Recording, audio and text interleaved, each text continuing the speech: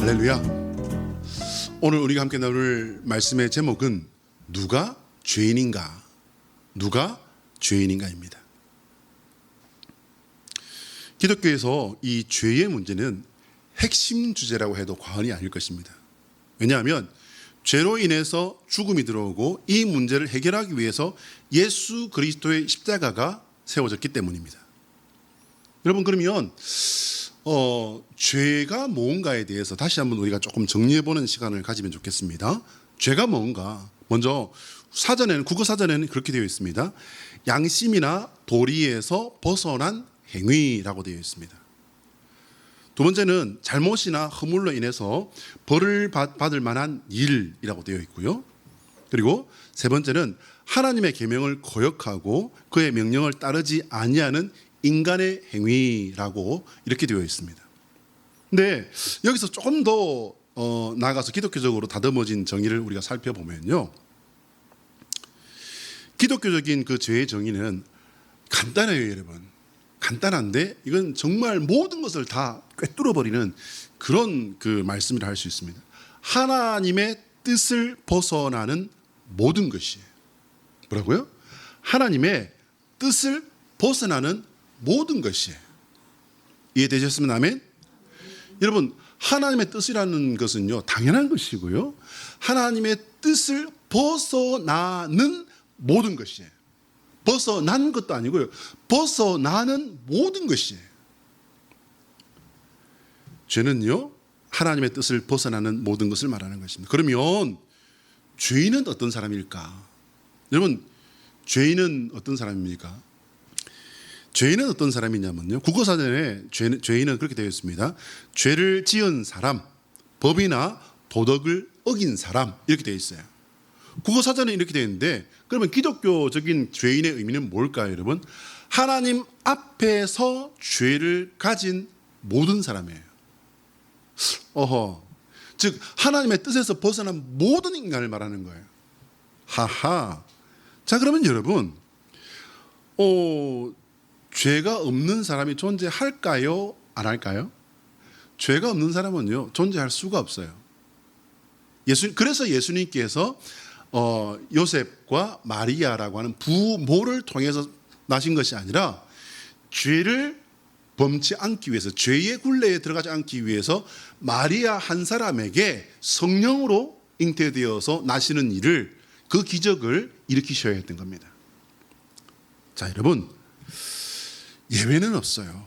가끔 이런 사람이 있습니다. 여러분, 전도하다 보면은 반드시 만나는 이런 사람이 있습니다. 그게 뭐냐면요, 나는 기독교가 정말 부담스럽고 부당하다고 생각해. 왜 그렇게 죄를 강요하지? 나는 정말 법 없이도 살 수 있는 사람이란 말을 듣고, 나 자체도 교통법규 하나도 어기지 않고 빨간불 파란불 걷는 거 하나도 빨간불에 걷는지 않는 사람인데 내가 왜 죄인이야? 내가 왜 죄인이라고 그렇게 강요를 하는 거야? 난 그래서 기독교 교회 나가는 거 난 불편해. 난 거기 공감할 수 없어. 동의할 수 없어.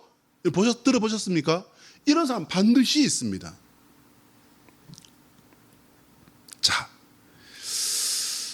다른건데요, 이 사람은 농담이든지 아니면 죄송하지만 지독한 거짓말쟁이든지 아니면은 깊은 사유, 그러니까 생각이라고 하는 것을 아예 하지 않는 그런 사람이라고 보아집니다.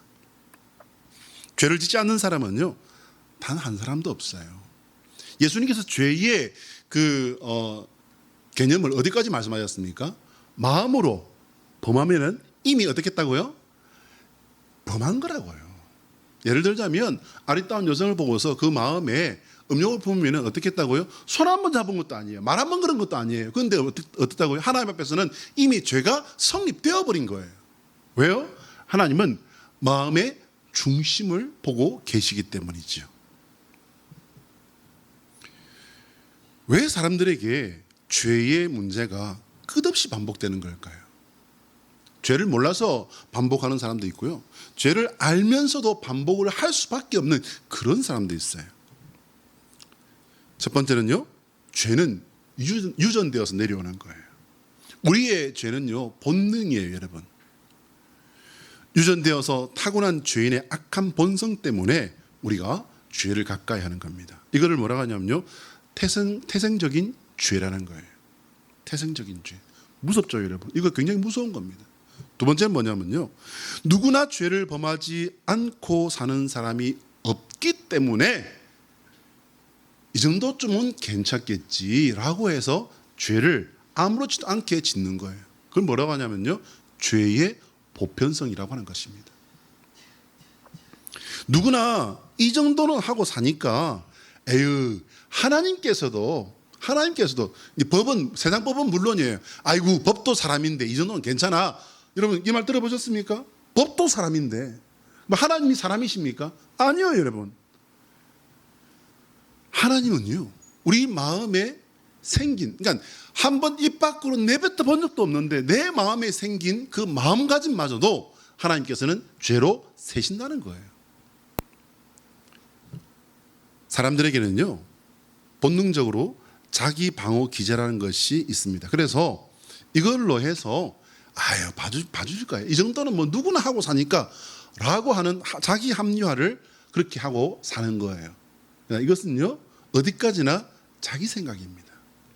한번 따라할까요? 하나님의 소원은 우리가 예수 그리스도 안에서 죄와 싸우고 이기는 성도가 되는 것이다.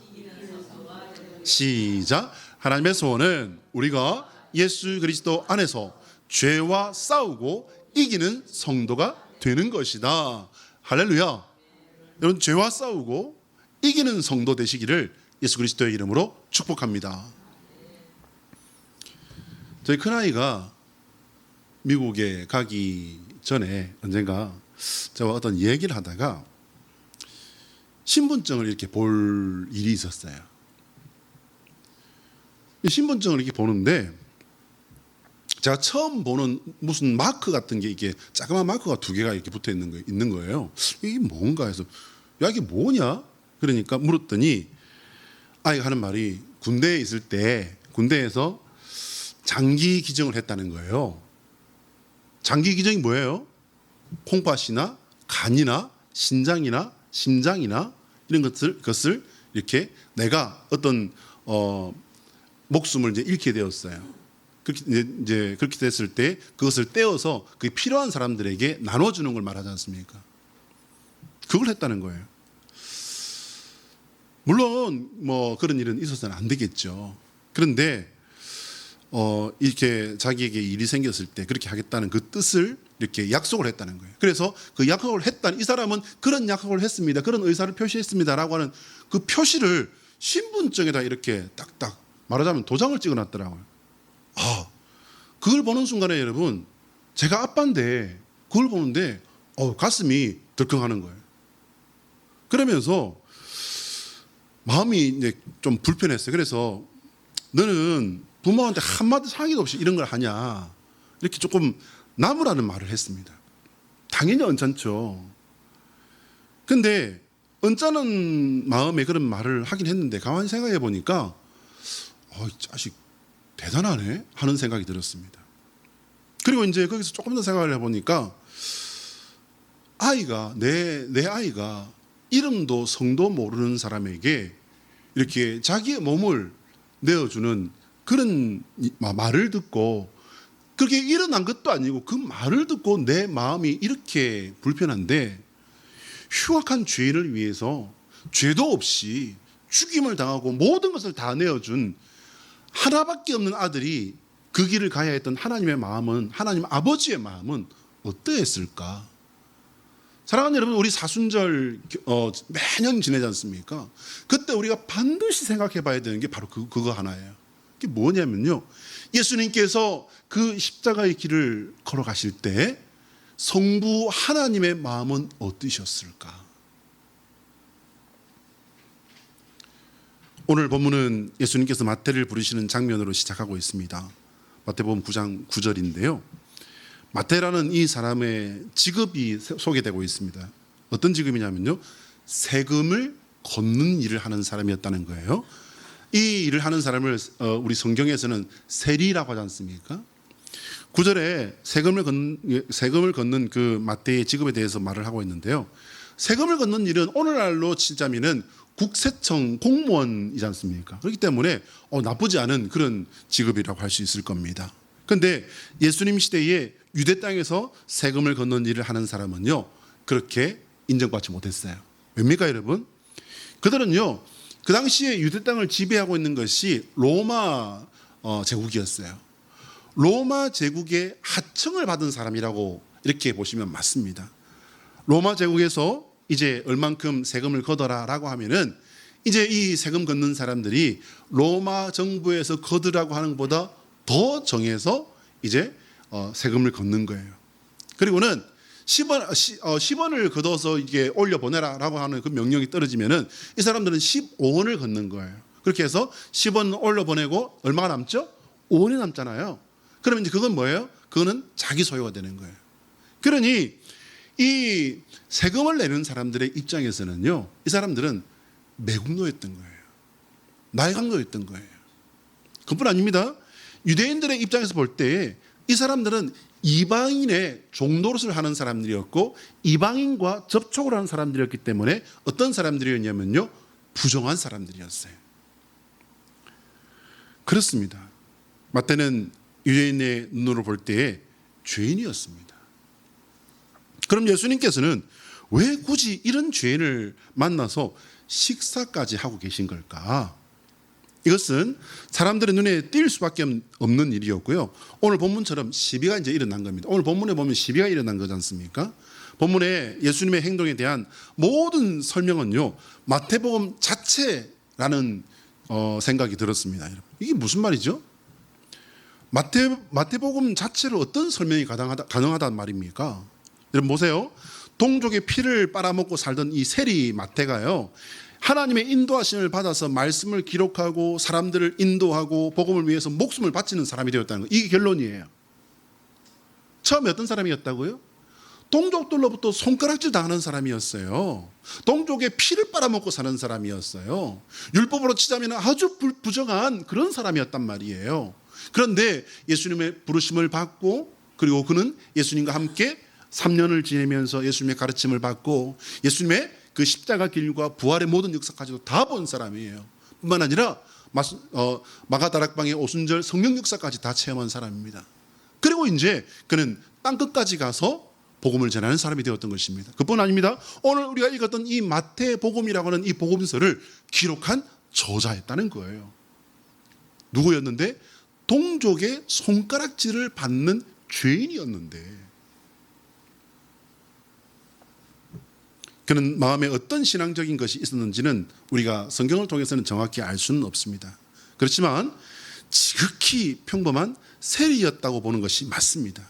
마음 깊은 곳에는 어떤 약간의 찔림이 있었는지는 알 수 없어요. 그러나 다른 사람들처럼 동족의 피를 빨아먹고 사는 매국노로 살았던 것은 분명했던 것으로 보입니다.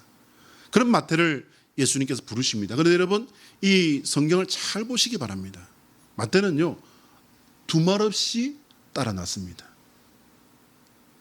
이 양반이 누군데, 누군 줄 알고 따라 나섰을까요, 여러분? 여기에 힌트가 있는 것입니다. 말없이 부르심에 순종했다. 저는 이 부분에 예수님께서 그를 어떻게 보셨는지, 어떻게 알아보셨는지 하는 힌트가 있다라고 이렇게 생각합니다. 예수님께서는요, 우리의 마음과 생각의 가장 깊은 곳까지 정확하게 보고 계시고 아시는 분이라는 사실을 믿으시길 바랍니다. 그리고 본문에는요, 다른 설명이 없이 예수님께서 마태라는 이 사람의 주변 사람들로 보이는 이들과 함께 식사하는 장면이 바로 나옵니다. 이게 이제 10장이거든요. 여러분, 우리말에 유유상종이란 말 들어보셨습니까? 그러니까 이 유유상종을 풀어놓은 말로 이런 말이 있지 않습니까? 끼리끼리 논다. 이건 좀 상스러운 말이긴 합니다만은 그게 유유상종이라는 말이잖아요. 같은 사람끼리 같이 어울린다는 뜻이에요. 마태가 세리였습니다. 부정한 사람이었습니다. 동족의 피를 빨아먹는 죄인이라고 말했습니다. 그러니 그 사람과 주변 사람들이 아유 마태 선생이라고 겉으로는 이렇게 말을 했을지언정 속으로는 어떻게 생각했을까요? 매국노 자식 같으니라고 쓰는, 부끄러운 줄도 몰라? 이러지 않았을까요? 그리고는 따돌렸을 겁니다. 그러다 보니 어떤 사람들과 어울렸을까요? 자기와 같이 세리 일을 하는 사람, 이런 사람들이었던 것 아닙니까? 그가 아는 사람들도 당연히 대부분 그런 사람들이었다라고 봐야 합니다. 그러니 유대인들이 볼 때는요, 다 유유상종의 죄인들이었던 겁니다. 우리나라도요, 시골에서는 어느 집에 무슨 일이 있더라 하면 동네 사람들이 바로바로 알아요. 여기 마찬가지예요, 여러분. 오늘 지금 우리가 읽었던 이 마태복음의 장소가 어디냐면요, 갈릴리 가버나움이었을 것이다 라고 이렇게 되어 있습니다. 제가 그래서 갈릴리 가버나움의 사진을 한 장 준비해 봤습니다. 이스라엘 성지순례 가면 반드시 가는 곳이 여기예요. 아마 우리 강원사님도 가보셨을 텐데요. 왜냐하면 예수님의 이 신약 성경에 기록되어 있는 주 활동 무대가 어디냐면요, 바로 이 가버나움을 중심으로 하고 있기 때문이에요. 이 뒤편에 보이시는 이 부분이 있죠. 이 부분이 시나고그, 회당이라고 합니다. 회당이고요. 요 앞에 보시면은 이렇게 동그랗게 되어 있잖아요. 팔각으로 되어 있지 않습니까? 저기가 어디냐면요, 베드로의 집터라고 하는 것이에요. 그러니까 여기가 베드로의 집터였다라고 알려진 곳에다가 교회를 지어놓은 곳입니다. 자, 이런 보시기 바랍니다. 저 터가 수천 년 된 동네의 터지 않습니까? 그러면 저 터가 얼마나 커 보여요? 얼마나 커 보입니까? 지금 여러분 그냥 이렇게 딱 눈으로 보셔도요, 우리 교회 주변으로 해서 바로 옆 동네도 아니에요. 그냥 이 주변으로 봐도 될 것입니다. 그렇다면 저기서 어느 집에서 냄새 맡아보니까 저기 굽네. 이 맛있겠다 야. 이 뭔 냄새지? 코다리를 볶는구나. 이러지 않았을까요? 또 어느 날에는 야! 그러는데 아이고 저 집에 또 싸우네. 그런다든지. 뭐예요, 여러분? 다 아는 거예요. 다 아는 거예요. 그런데 그 마태라고 하는 그 사람의 집에 유명한 랍비라고 하는 사람이 왔는데, 그 사람이 이 동네에 죄인이라고 하는 사람들만 긁어 모아서 거기서 밥을 먹고 있다는 거예요. 여러분, 지금 우리 생각으로 한다면 이건 뭐 그럴 수도 있지 않나? 밥 한 끼 먹는 게 뭐가 문제지?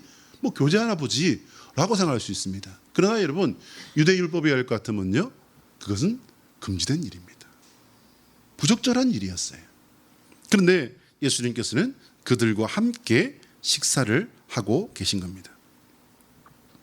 예수님께서 마태의 친구들과 식사를 하고 계시는데 이제 바리새인들이 찾아왔습니다. 그들은요, 함께 식사하면서 교제하기 위해 찾아온 게 아니에요.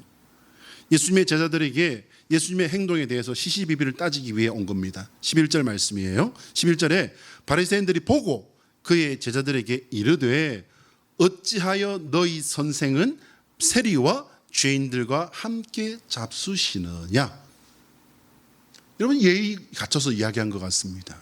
아주 정중하게 얘기한 것 같아요. 그런데 여러분, 어떤 문제를 말했는지가 중요하겠죠. 굉장히 중요한 문제를 가지고 와서 시시비비를 따지겠다고 달려든 거예요. 근데 이 말에 제자들이 대답하는 것이 아니라요, 예수님께서 직접 말씀을 하셨다는 겁니다. 12절의 말씀입니다. 같이 한번 읽어봐요. 시작. 예수께서 들으시고 이르시되 건강한 자에게는 의사가 쓸데없고 병든 자에게라야 쓸데있느니라. 할렐루야. 여러분, 이 말씀 뭐 유명한 말씀이지 라고 생각하시겠죠. 근데 여러분, 잘 읽어보시면, 잘 생각해 보시면요, 정말 기가 막힌 대답이에요. 왜 우리 말에 어르고 뺨친다는 말 있지 않습니까? 저는 말씀 준비하다 보니까 이게 그 말씀이구나. 어르고 뺨친다는 게 이 말씀이구나 라는 생각이 들었습니다. 여러분, 바리새인들에 대해서는요, 예수님께서 하신 말씀이 그거예요. 그래, 니들 말이 맞다. 인정해 주신 거예요. 일단은 인정해 주신 거예요. 맞아 그래. 그러나 하나님께서 원하시는 율법의 참 목적, 원래 율법의 목적을 정확하게 알고 이런 말을 하는 게 좋지 않을까? 그 먼저 알고 와서 이야기를 해. 이렇게 율법의 목적을 정확하게 바로 잡아주는 말씀을 하신 겁니다. 할렐루야. 그리고 예수님께서 정말 무서운 말씀을 13절 말씀에서 하고 계신 거예요. 같이 한번 읽습니다. 시작. 너희는 가서 내가 긍휼을 원하고 제사를 원하지 아니하노라 하신 뜻이 무엇인지 배우라. 나는 의인을 부르러 온 것이 아니요 죄를 부르러 왔노라 하시니라. 할렐루야. 여러분, 이 말씀은요, 좀 잠시 띄워놓으세요.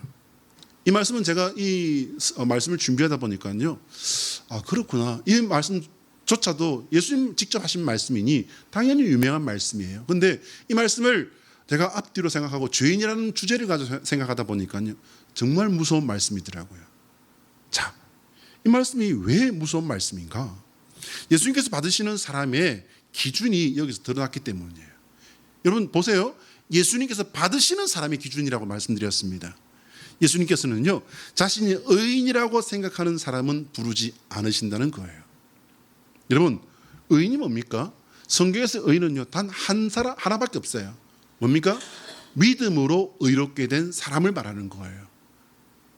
자칭 의인, 내가 율법을 지키기 때문에 의인이라고 스스로 인정하고 스스로 판단하는 사람은 의인이라고 인정받지 못합니다. 구약 율법의 어떤 것으로도 그 사람은 의로울 수 없어요. 그렇습니다. 의롭지 못하기 때문에 피해 제사를 드리는 거잖아요. 예수님께서는요, 자신이 의인이라고 생각하는 사람은 부르지 않으신다. 그 말씀은 오늘날 우리에게도 똑같이 적용된다는 거 여러분 잊지 마십시오. 그뿐 아닙니다. 예수님께서 오시는 그날까지 내가 의인이라고 생각하는 사람은요, 예수님께서 부르지 않으신다는 거예요. 자신의 죄를 보고 애통하고 자신의 죄에 대해 철저히 무능한 자신을 하나님께 내려놓는 사람을 예수님은 받으십니다. 이것은 마치 한 나무에 달린 열매가 있는데 나무는 한 나무에 달려 있지만 여러분, 그 똑같이 나무에 달려 있어도요, 먼저 익는 나무 과일이 있고 같이 열렸음에도 불구하고 조금 더 늦게 익는 그런 과일이 있지 않습니까? 여러분, 그렇습니다. 먼저 익은 과일을 이렇게 먼저 따는 것과 같은 이치다라고 이렇게 참고해서 생각해 보시면 틀리지 않습니다. 우리는요, 예수님을 나의 왕, 내 구원의 주님으로 믿는 성도입니다. 우리는 나는 죄인인가 의인인가 생각하셔야 돼요. 우리가 구원파라고 부르는 이단에서는요, 이 죄의 문제, 이 구원의 문제를 어떻게 생각하냐면요, 예수님을 믿기 전에 사람은 죄인이라는 거예요. 맞는 것 같죠? 그런데 예수님을 믿으면 과거, 현재, 미래 모든 죄가 몽땅 씻음 받는다라고 이렇게 믿어요. 여러분 맞아요, 틀려요? 맞는 것 같기도 하고 틀린 것 같기도 하고, 구원파라 하니까는 이게 틀린 건 틀린 건데 뭐가 맞나? 아닌가? 실제 여러분, 제가 청년부 때 저희 모교회에 청년부 오후 모임에서 이걸 가지고서 굉장히 뜨겁게 토론을 한 적이 있었어요. 여러분 어떻습니까? 죄의 문제가 다 씻음 받았습니까? 이게 굉장히 중요한 거예요. 잘 들으세요, 여러분. 성도는요, 예수 그리스도의 십자가로 인해서 의롭다함을 받은 존재입니다. 할렐루야. 그걸 뭐라고 하죠? 칭의라고 합니다. 칭의. 칭의는 뭐냐면요, 우리는 의로운 존재가 아니에요. 그런데 하나님께서 우리가 예수 그리스도를 믿음으로 말미암아 의롭다고 인정해 주신 거예요. 먼저 인정해 주신 거예요. 그러나 죄의 문제는 남아있어요? 안 남아있어요? 여러분, 이것은 그러면 그렇게 본다면 예수님께서 예수님의 보혈로 닦지 못하는 건가? 아니요. 닦아놔도, 여러분 지금 밖에 보시면은요, 저희 집 차가 있습니다. 저희 차를 세차를 하러 가면은 뭐 밑바닥부터 시작해서 그냥 막 얼마나 세차게 그냥 뭐 세차기에 들어가면은 그냥 막 와 이게 물을 쏘고 막 닦고 막 바람을 불고 하면서 그냥 다 닦은 다음에 그 다음에 이제 또 바람을 불면서 닦아주면서 말리면서 와 이러고 탁 나오면요, 반짝해요. 근데 나와서 이제 물기를 닦고 이제 쑥 움직이다 보면 벌써 어떻게 돼요? 먼지가 바퀴에 흙이 묻는 것은 뭐 말할 것도 없고요. 집에 도착해 보면 벌써 먼지가 앉아 있어요. 그거와는 똑같은 것이라고는 할 수 없습니다. 그러나 예수님께서는 우리를 완전히 씻어주시지만 우리는 오늘 죄의 문제에 맞닥뜨리고 내가 구원받은 사람임에도 불구하고 내가 넘어져서는 안 되는 것에 유혹을 받기도 하고 유혹을 받다 못해서 넘어지기도 하고 해요, 안 해요, 여러분? 한다는 거예요. 한다는 거예요. 그러면 그걸 그냥 계속 가져가요? 아니면은 우리가 예수님 믿는 사람인데 내가 왜 이런 생각을 했을까? 내가 왜 이런 말을 했을까? 내가 왜 이런 행동을 했을까? 여러분, 그게 찔림이 와요, 안 와요? 안 오면은 그거는 좀 문제가 많은 사람이에요. 우리가 예수를 믿는 사람이라면, 하나님의 말씀을 읽고 듣고 따르고 순종하는 사람이라면 여러분, 그게 괜찮을 수가 없어요. 찔림이 오고 그리고 마음에 불편함이 있고, 그래서 하나님, 제가 지난번에 회개하고 했는데 오늘 또 이렇게 됐네요. 하나님 정말 죄송하고, 하나님께 정말 죄송하고, 하나님 정말 부끄럽습니다. 여러분, 그러지 않습니까? 사람들은 몰라요. 알아도 관심도 없을 뿐만 아니라 아무렇지도 않을 수도 있어요. 아이고 뭐 그 정도로 가지고서 뭐 그렇게 그냥 그렇게 유난을 떨어서 한다. 그거 아무것도 아니잖아. 이 사람아, 그냥 마음에 생각한 것뿐인데 그게 무슨 죄야. 이렇게 생각할 수 있어요. 그렇게 말할 수도 있고요. 그러나 하나님께서는 뭘 보신다고요? 마음의 중심을 보시느니라. 할렐루야. 그러니 나 혼자 있으면서 말한 거, 생각한 거, 내가 행동한 거 하나님은 정확하게 아신다는 거예요. 사람은 모를 수도 있어요. 알아도 상관도 없을 수 있어요. 그러나 우리가 상관이 있는 건 누굽니까? 우리가 상관이 있는 것은 예수님, 우리가 죄송한 것은 하나님 아버지인 줄로 믿습니다. 그렇습니다, 여러분. 우리는 하나님을 신경 써야 돼요. 우리가 불편한 것은 하나님입니다. 세상은 똑같이 말합니다. 야, 그 정도는 누구나 다 그러고 살잖아. 뭘 그렇게 유난을 떠나. 이렇게 말할 수 있어요. 그러나 여러분, 세상은 괜찮을 수도 있고 세상은 모를 수도 있고 알아도 신경 쓰지도 않을 수도 있지만, 그러나 우리가 신경 쓰는 것은 하나님입니다. 하나님께서 그것을 판단하시기 때문입니다. 하나님께서 그것을 심판하시기 때문입니다. 심판의 왕 되신 하나님 앞에서 우리가 죄를 토설하시고 우리를 위해 짓지 못할 죄가 없는 피를 흘려주신 예수님의 그 피로 말미암아 날마다 씻음을 받는 저와 여러분 되시기를 예수 그리스도의 이름으로 축복합니다. 그럼 우리 남은 건 뭐예요? 우리에게 남은 것은 뭐냐면요, 죄와 싸우는 거예요. 죄와 싸우는 것입니다. 성도는요, 예수님을 믿은 그 시간부터 시작해서 우리 육신의 장막을 벗어난 그날까지 죄와 싸우는 사람이에요. 그것을 뭐라고 그러냐면요, 성화의 길을 걷는 사람이다라는 것입니다. 성화를 이루고 사는 사람은 없어요. 성화를 이루고 죽는 사람도 없어요.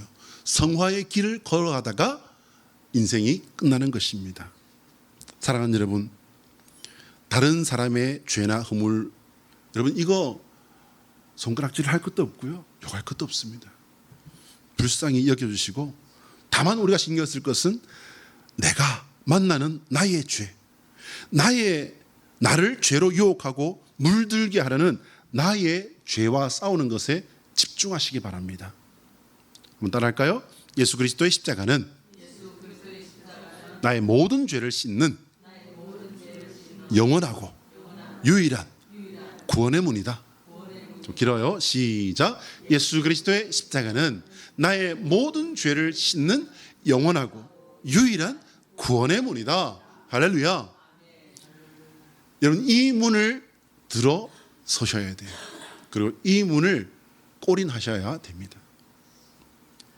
죄인이 아닌 사람은요, 존재하지 않는다라고 말씀드렸습니다. 사실 죄와 싸울 수 있는 사람은요, 존재하지 않아요.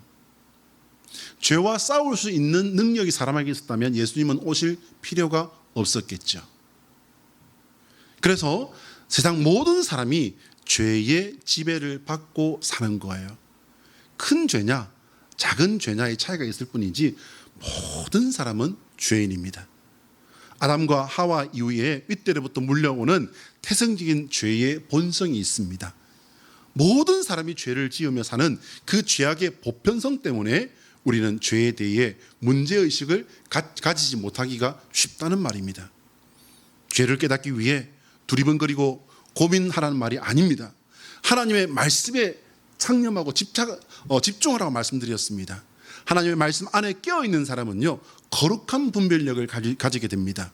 진리 안에서 우리가 분별력을 가지게 되면 죄의 정체를 바로바로 알고 싸우게 되는 겁니다.